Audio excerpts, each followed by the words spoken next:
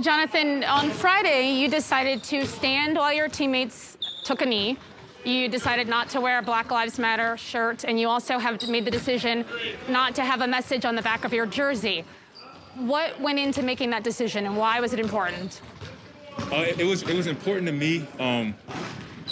For me, standing on that, it's not that I don't believe that Black Lives Matter.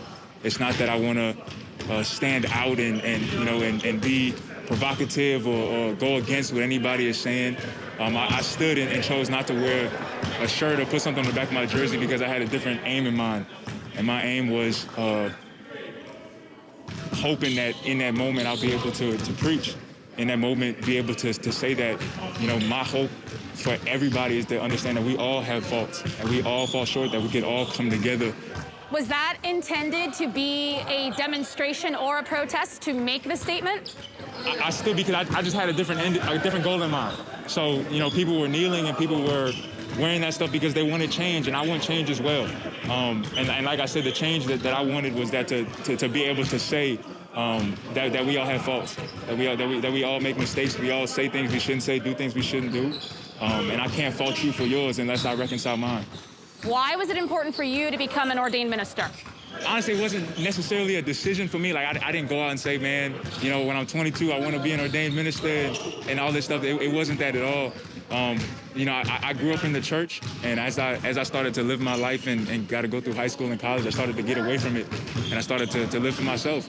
And as I got to the NBA and the league, I started to realize that I was empty, and I was going for a lot of the things that I knew weren't me, and doing things that I knew weren't me.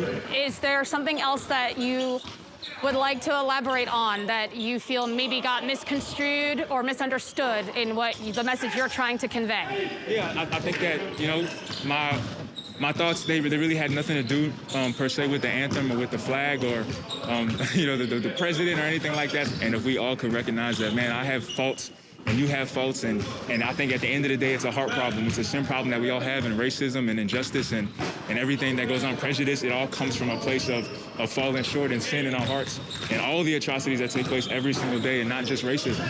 And so I feel like the way that we reconcile that is all of us coming together and saying, man, I sin too.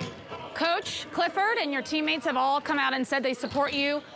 What was that conversation like when you made the decision to stand by yourself when you talked to your teammates? The conversation was good. I think my teammates know who I am. As a man, they know what I stand for. They know my heart in it. So they know that my mind wasn't to counter-protest or go at anybody or anything like that. They know that my eyes are on the end goal, and not just for Black Lives Matter, but for all men and women to come together, like I said. And I'm going to continue to say that I think the thing that we need in this society is Jesus. The thing that we need in this society is God's help.